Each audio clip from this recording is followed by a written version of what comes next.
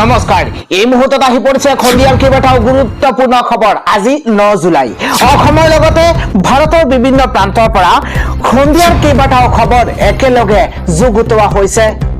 এই মুহূৰ্তত জনাই আছো এটা গুৰুত্বপূৰ্ণ খবৰ। ৰাজ্যত চলা সিন্ডিকেটৰ বিৰুদ্ধে আজি বিধানসভালৈ অখিল গগৈ এক ব্যতিক্ৰমী ৰূপত প্ৰতিবাদ কৰা দেখিবলৈ পোৱা গৈছে। এদি চলাই ভালদৰে মন কৰক। আজি বিধানসভালৈ এক ব্যতিক্ৰমী ৰূপত অখিল গগৈ এইদৰে ঠেলাত মাছ ব্ৰইলাৰ মুৰ্গী লৈ এইদৰে বিধায়কগৰাকীয়ে এক ব্যতিক্ৰমী ৰূপত আহি আছে বিধানসভালৈ। ৰাজ্য চলা সিন্ডিকেটৰ বিৰুদ্ধে এইদৰে প্ৰতিবাদ মুখৰ হৈ পৰিছে অখিল গগৈ। আৰু অখিল গগৈয়ে এইদৰে ঠেলাত মাছ ব্ৰইলাৰ মুৰ্গী আৰু বেনাৰ পোষ্টাৰ লৈ এইদৰে এক অভিনৱ প্ৰতিবাদ সাব্যস্ত কৰিছে। পৰৱৰ্তী খবৰটো হৈছে ডনাল্ড ট্ৰাম্পে কয় ভাৰত পাকিস্তান যুদ্ধৰ মই বন্ধ কৰিলো। 11খন বিমান ধ্বংস হৈছিল। পাৰমাণৱিক যুদ্ধ বন্ধ হ'ব পাৰিলোহেঁতেন। পাৰমাণৱিক যুদ্ধ বন্ধ হ'ব পাৰিলেহেঁতেন। মই সেয়া ৰখাইছিলো। যুদ্ধ বন্ধ কৰাৰ বাবে মোক নোবেল শান্তি বঁটা দিয়া উচিত। মই 8খন যুদ্ধ বন্ধ কৰিছো। মই শান্তিৰ নোবেল বঁটা পাব লাগে। পৰৱৰ্তী খবৰটো হৈছে অখিল গগৈয়ে কয় যে মোক সকলোৱে গালি পাৰি থাকে। বিধানসভাত আনৰ প্ৰশ্নৰ মাজত মাত দি গোটেই এছেম্বলি সেশনটো মই নষ্ট কৰি পেলাও। আজি মই এটা শব্দ নোকোৱাকে 1 ঘণ্টা বহি আছিলো। কংগ্ৰেছে যদি পাৰে আজি পৃথিৱীখন সলনি কৰি দিয়ক। কংগ্ৰেছে আজি প্ৰস্তুতৰ সিদ্ধান্তত ভাল ভূমিকা ল'ব বুলি মই ৰৈ আছিলো, কিন্তু একো কৰিব নোৱাৰিলে। এই মন্তব্য কৰিছে অখিল গগৈয়ে। শেহতীয়াকৈ বিধানসভাৰ মজিয়াত অখিল গগৈক লৈ চৰ্চা চলিছিল। অখিল গগৈয়ে প্ৰস্তুতৰ সেশনত দেখিবলৈ পোৱা যায় শাসক বিৰোধীৰ মাজত তীব্ৰ বাকবিতণ্ডা আৰু অখিল গগৈয়ে এক ভূমিকা পালন কৰে। আৰু তাৰ মাজতে আজি অখিল গগৈয়ে কৈছে যে মোক সকলোৱে গালি পাৰি থাকে যে বিধানসভাত আনৰ প্ৰশ্নৰ মাজত মাত দি গোটেই এছেম্বলি সেশনটো মই নষ্ট কৰি পেলাও। কিন্তু আজি মই এটাও শব্দ নোকোৱাকে 1 ঘণ্টা বহি আছিলো। ভাবিছিলো কংগ্ৰেছে সলনি কৰিব। ভাবিছিলো কংগ্ৰেছে যদি পাৰে আজি পৃথিৱীখন সলনি কৰি দিয়ক। কংগ্ৰেছে আজি প্ৰস্তুতৰ সিদ্ধান্তত ভাল ভূমিকা ল'ব বুলি মই ভাবিছিলো, কিন্তু ৰৈ আছিলো, কিন্তু একো কৰিব নোৱাৰিলে। এই মন্তব্য কৰিছে অখিল গগৈয়ে। আন এটা খবৰ হৈছে নিৰ্বাচনী প্ৰতিশ্ৰুতি পূৰণত ব্যৰ্থ হৈ পৰিছে চৰকাৰ। একোই দিব নোৱাৰা হিমন্ত বিশ্ব শৰ্মা এতিয়া অকল চাউল কেইটা দি আছে। লাজ নালাগে হিমন্ত বিশ্ব শৰ্মা ডাঙৰীয়া, মুখ্যমন্ত্ৰী ডাঙৰীয়া। নিৰ্বাচনৰ পূৰ্বে দিয়া প্ৰতিশ্ৰুতি পূৰণ কৰিব নোৱাৰাৰ অভিযোগ তুলি মুখ্যমন্ত্ৰীৰ বিৰুদ্ধে এইদৰে ক্ষোভ প্ৰকাশ কৰিছে। এটা খবৰ হৈছে কলকাতাৰ ৰাজপথত টিএমচিৰ মহিলা কৰ্মীক অপদস্থ কৰাৰ অভিযোগ উত্থাপন হৈছে। ৰাজপথৰ মাজতেই টিএমচিৰ মহিলা কৰ্মীক মাৰপিটৰ অভিযোগ উত্থাপন হৈছে। টিএমচিৰ অভিযোগ প্ৰতিবাদ সমদলৰ সময়ত বিজেপিৰ কৰ্মীসকলে তেওঁলোকৰ কৰ্মীসকলৰ ওপৰত আক্ৰমণ চলাইছে। জনাইছো পৰৱৰ্তী খবৰ। জনসংখ্যাৰ ভিত্তিত প্ৰতিটো সমষ্টিত ৰেচন কাৰ্ড দিয়ক চৰকাৰে।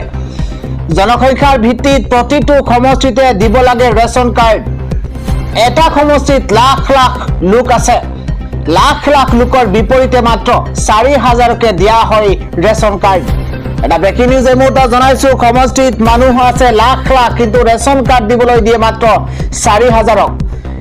বৃদ্ধি কৰিব লাগে হিতাধিকাৰীৰ সংখ্যা। কিদৰে মাত্ৰ 4,000ক ৰেচন দি কাক দিম? সমষ্টিত লাখ লাখ লোক আছে, কিন্তু কাক দিয়া হ'ব ৰেচন কাৰ্ড? মাত্ৰ 4,000 দিয়ে চৰকাৰে। বৃদ্ধি কৰিব লাগে ৰেচন কাৰ্ড। ভোটাৰৰ সংখ্যাৰ ভিত্তিত ৰেচন কাৰ্ড দিয়ক চৰকাৰে।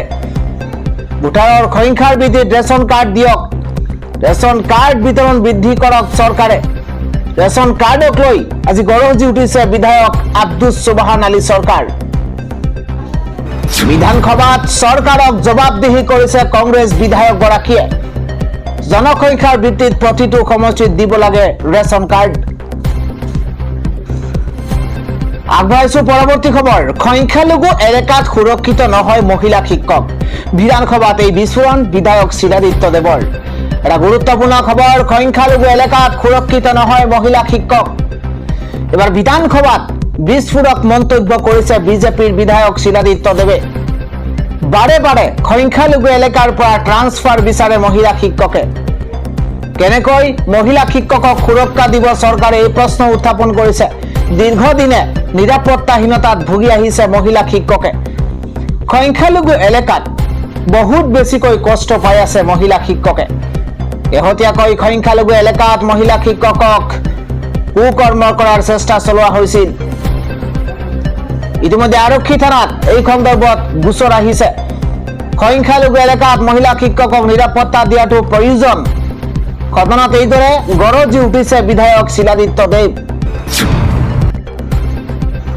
পৰৱৰ্তী খবৰটো হৈছে ডনাল্ড ট্ৰাম্পক হত্যা কৰা হ'ব। এই সংকল্প ইৰাণীৰ। ডনাল্ড ট্ৰাম্পক হত্যা কৰা হ'ব। খামেনিৰ জানাজাত ইৰাণৰ জনতাৰ সংকল্প। আন্তঃৰাষ্ট্ৰীয় খবৰ এই মুহূৰ্তত জনাইছো। হোটেলত আঁৰি দিয়া হ'ব ডনাল্ড ট্ৰাম্প বিৰোধী বেনাৰ। ডনাল্ড ট্ৰাম্পৰ বিৰুদ্ধে একত্ৰিত হৈছে ইৰাণৰ লাখ লাখ জনতা। ইৰাণৰ জনতাক লাগে মাথো প্ৰতিশোধ। ইৰাণৰ জনতাক কেৱল মাত্ৰ প্ৰতিশোধ লাগে। অধিক ভয়ংকৰ হৈ পৰিছে ইৰাণ আমেৰিকাৰ আক্ৰমণ প্ৰত্যাক্ৰমণ। গুৰুত্বপূৰ্ণ খবৰ, অধিক ভয়ংকৰ হৈ পৰিছে ইৰাণ আমেৰিকাৰ আক্ৰমণ প্ৰত্যাক্ৰমণ। আমেৰিকাৰ আক্ৰমণত 14 জন ইৰাণীৰ মৃত্যু হৈছে। যোৱা দুদিনত আমেৰিকাৰ আক্ৰমণত আহত হৈছে 78 গৰাকী ইৰাণী। ইৰাণৰ 5টাকৈ প্ৰান্তত আকাশমাৰ্গেৰে আক্ৰমণ আমেৰিকাৰ। ড্ৰোন আৰু মিছাইল আক্ৰমণত ইৰাণত হাহাকাৰ পৰিৱেশৰ সৃষ্টি হৈছে। বিগত দুদিনত ইৰাণৰ 170টাকৈ স্থানত আক্ৰমণ আমেৰিকাৰ। আমেৰিকাৰ এই আক্ৰমণৰ বিপৰীতে প্ৰত্যাক্ৰমণ কৰিছে ইৰাণে। ইৰাণেও আমেৰিকাৰ কেইবাটাও সামৰিক ঘাটিত কৰিছে আক্ৰমণ। ড্ৰোন আৰু মিছাইলেৰে আক্ৰমণ ইৰাণৰ। ডনাল্ড ট্ৰাম্পক হত্যা কৰাৰ ভাবুকি দিয়া হৈছে। আন এটা খবৰ, মোৰ কোনো ব্যক্তিগত স্বাৰ্থ নাই, ইথানল নীতিক লৈ গভীৰ ষড়যন্ত্ৰ চলিছে, মন্তব্য কৰিছে নীতিন গাডকাৰীয়ে। কেন্দ্ৰীয় পথ পৰিবহণ আৰু ঘাইপথ মন্ত্ৰী নীতিন গাডকাৰীয়ে কেন্দ্ৰীয় চৰকাৰৰ ইথানল মিশ্ৰণ কাৰ্যসূচীক জোৰদাৰভাৱে সমৰ্থন কৰিছে। তেওঁ এই নীতিক লৈ উত্থাপিত ব্যক্তিগত স্বাৰ্থ থকাৰ সকলো অভিযোগ সম্পূৰ্ণৰূপে নাকচ কৰাৰ লগতে ইয়াৰ ফলত বাহনৰ ক্ষতি হোৱাৰ দাবীও খাৰিজ কৰিছে। সমালোচকসকলক প্ৰত্যাহ্বান জনাই মন্ত্ৰীগৰাকীয়ে কয় যে E20 ইন্ধনৰ বাবে কোনো পেট্ৰল চালিত বাহন ক্ষতিগ্ৰস্ত হোৱাৰ প্ৰমাণ থাকিলে তেওঁলোকে দাঙি ধৰক। তেওঁ স্পষ্ট কৰি দিয়ে যে এই পদক্ষেপৰ মূল উদ্দেশ্য হৈছে দেশৰ ইন্ধন আমদানি হ্ৰাস কৰা, স্বচ্ছ ইন্ধনৰ প্ৰসাৰ কৰা আৰু কৃষকৰ উপাৰ্জন বৃদ্ধি কৰা। এক সাক্ষাৎকাৰত নীতিন গাডকাৰীয়ে ইথানল কাৰ্যসূচীত তেওঁৰ কোনো ব্যক্তিগত লাভালাভ থকাৰ কথা অস্বীকাৰ কৰিছে। তেওঁ কয় যে তেওঁৰ পৰিয়ালৰ চেনীৰ ব্যৱসায় চৰকাৰৰ ইথানল নীতিত অহাৰ বহুৰ আগৰ পৰাই চলি আছে আৰু ইথানল উৎপাদনত তেওঁৰ অংশ অতি নগণ্য। তেওঁ উল্লেখ কৰে যে ইথানল নীতিৰ পৰা তেওঁ একো পোৱা নাই আৰু সমগ্ৰ দেশৰ উৎপাদনত তেওঁৰ পৰিয়ালৰ অংশ মাত্ৰ 0.07%হে। ইমান কম অংশীদাৰিত্ব থকা এজন ব্যক্তিয়ে নিজৰ লাভৰ বাবে দেশৰ ইথানল নীতিক প্ৰভাৱিত কৰাটো কোনোমতেই সম্ভৱ নহয় বুলি তেওঁ মন্তব্য কৰিছে। এটা খবৰ হৈছে ড্ৰাগছ জাল নোট বন্ধ হৈ যাব, মাথো এনকাউণ্টাৰ কৰক, জাল নোট ড্ৰাগছ বন্ধ হৈ যাব, মন্তব্য কৰিছে বদৰুদ্দিন আজমলে। এটা গুৰুত্বপূৰ্ণ খবৰ, 10-20টা অপৰাধীক এনকাউণ্টাৰ কৰি দিয়ক, সকলো কমি যাব। অপৰাধ কমাবলৈ কঠোৰ হ'বই লাগিব চৰকাৰ। এটা গুৰুত্বপূৰ্ণ খবৰ, একাংশ চৰকাৰী বিষয়া আৰু ছত্ৰছায়াত চলি আছে জাল নোটৰ ৰমৰমীয়া ব্যৱসায়। এনকাউণ্টাৰ কৰি যাওক, সকলো নিৰ্মূল হৈ যাব। মাৰাত্মক ড্ৰাগছ আৰু জাল নোটক লৈ কঠোৰ এবাৰ বদৰুদ্দিন আজমল। শীঘ্ৰে ৰাজ্যত কঠোৰ ৰূপত এনকাউণ্টাৰ আৰম্ভৰ আহ্বান জনাইছে। এনকাউণ্টাৰ কৰক, জাল নোট ড্ৰাগছ সকলো বন্ধ হৈ যাব, এই মন্তব্য কৰিছে বদৰুদ্দিন আজমলে। আন এটা খবৰ হৈছে দীৰ্ঘদিনে জটিল ৰোগত আক্ৰান্ত আফগানিস্তানৰ প্ৰাক্তন ক্ৰিকেটাৰ সাফুৰ জাদৰানৰ ৩৮ বছৰ বয়সত মৃত্যু হৈছে। চিকিৎসাৰ বাবে ভাৰতলৈ অহা ক্ৰিকেটাৰগৰাকীৰ ৭ জুলাইত শেষ নিশ্বাস ত্যাগ কৰাৰ পিছতেই আজি নিজ দেশলৈ নিয়া হৈছে ক্ৰিকেটাৰগৰাকীৰ পাৰ্থিৱ শৰীৰ। কাবুল আন্তঃৰাষ্ট্ৰীয় বিমানবন্দৰত প্ৰাক্তন আৰু বৰ্তমানৰ ৰাষ্ট্ৰীয় দলৰ খেলুৱৈ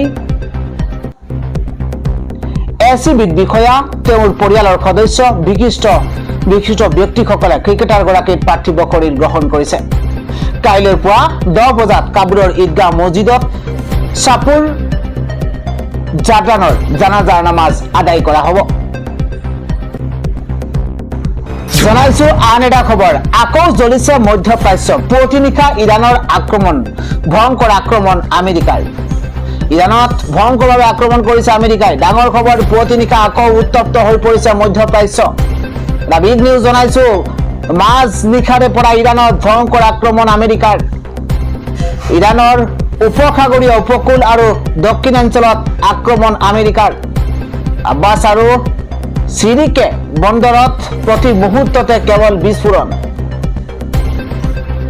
ট্ৰাম্পৰ হুংকাৰৰ পাছতে জ্বলি উঠিছে ইৰাণৰ বৃহত্তৰ অঞ্চল। আমেৰিকাৰ আক্ৰমণৰ পাছতে ইৰাণৰ চাবাহাৰাত বিচ্ছিন্ন হৈ পৰিছে বিদ্যুৎ সংযোগ। পুৱতি নিশা আকৌ উত্তপ্ত হৈ পৰিছে মধ্যপ্ৰাচ্য। আন এটা খবৰ হৈছে তেল ভৰাবলৈ পইচা নাই, বিজেপিয়ে শেষ কৰি দিলে। নিত্য প্ৰয়োজনীয় সামগ্ৰীৰ মূল্য বৃদ্ধি, ইথানল মিশ্ৰিত ইন্ধনক লৈ উত্তাল প্ৰতিবাদ। শিৱসাগৰ ৰাজপথলৈ ওলাই আহিছে অসমীয়া যুৱ মঞ্চ। দলমুখ চাৰিআলিত সংগঠনটোৱে সাব্যস্ত কৰিছে প্ৰতীকী প্ৰতিবাদে চৰকাৰৰ বিৰুদ্ধে ক্ষোভ। ইদৰে অসমীয়া যুৱ মঞ্চই তীব্ৰ প্ৰতিবাদ সাব্যস্ত কৰিছে। তেল ভৰাবলৈ পইচা নাই, বিজেপিয়ে শেষ কৰি দিলে।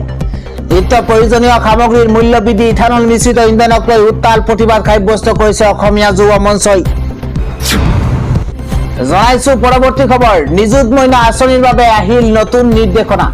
কোনে কোনে পাব নিযুত মইনা আঁচনি, কোন কোন এই আঁচনিৰ পৰা বঞ্চিত হ'ব, সবিশেষ তথ্য জনাইছো। ডাঙৰ খবৰ, এই মুহূৰ্তত মুখ্যমন্ত্ৰী নিযুত মইনা আঁচনিৰ বাবে আহিছে নতুন নিৰ্দেশনা। কেইবাটাও নতুন নিৰ্দেশনা জাৰি কৰিছে অসম চৰকাৰৰ উচ্চ শিক্ষা বিভাগে।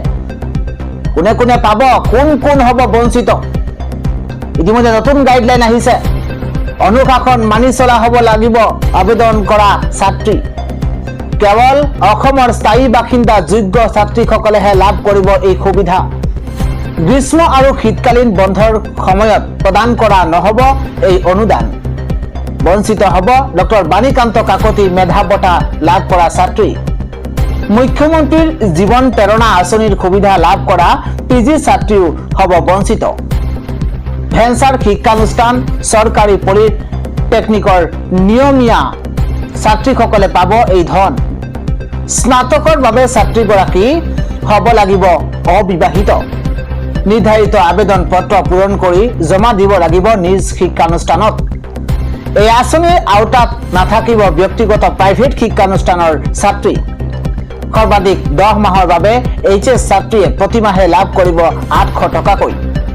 সৰ্বাধিক 10 মাহৰ বাবে স্নাতক ছাত্ৰীয়ে প্ৰতিমাহে পাব 1250 টকাকৈ। স্নাতকোত্তৰ পিজি ছাত্ৰীয়ে প্ৰতিমাহে লাভ কৰিব 2500 টকাকৈ। নিয়ম শৃংখলা ভংগ কৰিলেই বাতিল হ'ব পাৰে আঁচনিৰ সুবিধা। মুখ্যমন্ত্ৰী নিযুত মইনা আঁচনিৰ বাবে আহিছে নতুন নিৰ্দেশনা। আন এটা খবৰ হৈছে, যোৱা 13 বছৰ ধৰি চৰকাৰী সম্পত্তি বেদখল কৰি ৰাখিছে কংগ্ৰেছে। RTIৰ উত্তৰত উন্মোচন এক ভয়ংকৰ তথ্য। এটা ডাঙৰ খবৰ এই মুহূৰ্তত জনাইছো, 2013 চনৰ 26 জুনৰ পৰা কংগ্ৰেছ দলে 24 আকবৰ ৰোডত থকা তেওঁলোকৰ প্ৰাক্তন মুখ্য কাৰ্যালয়টো নিজৰ দখলত ৰাখিছে। এই সুদীৰ্ঘ সময়ছোৱাত চৰকাৰে এই কাৰ্যালয়ৰ বাবে কোনো ভাড়া পোৱা নাই। শেহতীয়াকৈ ইণ্ডিয়া টুডেৰ হাতৰ পৰা এখন RTI বা তথ্য জনাৰ অধিকাৰ আইনৰ উত্তৰত এই কথা স্পষ্ট হৈছে। কেন্দ্ৰীয় চৰকাৰে লগতে জনাইছে যে কংগ্ৰেছৰ পৰা পাবলগীয়া ধনৰ বিষয়টো বৰ্তমান পৰ্যালোচনাৰ অধীনত আছে আৰু সেয়া এতিয়াও চূড়ান্ত হোৱা নাই। কেন্দ্ৰীয় গৃহ নিৰ্মাণ আৰু নগৰ পৰিক্ৰমা মন্ত্ৰালয়ৰ অধীনত ডাইৰেক্টৰেট অফ ষ্টেটছৰ ফালৰ পৰা দিয়া RTI উত্তৰত কোৱা হৈছে যে লুটিয়েন্স দিল্লীৰ 24 আকবৰ ৰোডৰ বাংলাটো 1992 চনৰ 7 আগষ্টৰ কংগ্ৰেছ দলক আবণ্টন দিয়া হৈছিল, কিন্তু চৰকাৰী তথ্য অনুসৰি 2013 চনৰ 26 জুনৰ পৰা সেই আবণ্টন বাতিল কৰা হয়। সেই দিনাৰ পৰাই কংগ্ৰেছ দলে বেআইনীভাৱে এই বাংলাটো দখল কৰি ৰাখিছে বুলি জানিব পৰা গৈছে। পৰৱৰ্তী খবৰটো হৈছে 2029 চনলৈ আৰু নাবাঢ়ে মোবাইলৰ মূল্য। কেন্দ্ৰীয় চৰকাৰে দেশৰ ইলেক্ট্ৰনিক্স উৎপাদন খণ্ড, মোবাইল খুচুৰা যন্ত্ৰাংশ আৰু লিথিয়াম আয়ন বেটাৰী উদ্যোগক এক বৃহৎ সকাহ দি কেইবাটাও গুৰুত্বপূৰ্ণ সামগ্ৰীৰ ওপৰত আমদানি শুল্ক হ্ৰাস কৰাৰ ঐতিহাসিক সিদ্ধান্ত গ্ৰহণ কৰিছে। বিত্ত মন্ত্ৰালয়ৰ এই নতুন নিৰ্দেশনা অনুসৰি মোবাইল ফোন নিৰ্মাণত ব্যৱহৃত ট্ৰেকিং মডিউল আৰু ডিসপ্লে আদিকে ধৰি মুঠ 6টা গুৰুত্বপূৰ্ণ পাৰ্টস বা যন্ত্ৰাংশৰ ওপৰত আমদানি শুল্ক সম্পূৰ্ণৰূপে প্ৰত্যাহাৰ কৰা হৈছে। চৰকাৰৰ এই বিশেষ ৰেহাই অহা 31 মাৰ্চ 2029 পৰ্যন্ত বাহাল থাকিব। এই সিদ্ধান্তৰ ফলত মোবাইল ফোনৰ উপৰিও ৱায়াৰলেছ চাৰ্জিং মডিউল, সৌৰ শক্তিৰ সঁজুলি আৰু EPC কোম্পানীসমূহৰ উৎপাদন ব্যয় বহু পৰিমাণে হ্ৰাস পাব।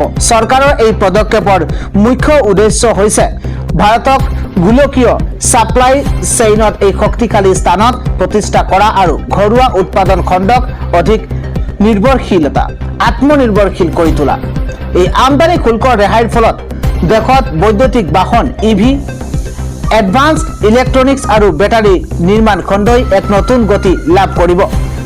ইয়াৰ উপৰিও লিথিয়াম আয়ন বেটাৰী প্ৰস্তুত কৰিবলৈ ব্যৱহৃত প্ৰায় 85 প্ৰকাৰৰ আধুনিক মেচিন এতিয়াৰে পৰা কম খৰচতে আমদানি কৰিব পৰা যাব।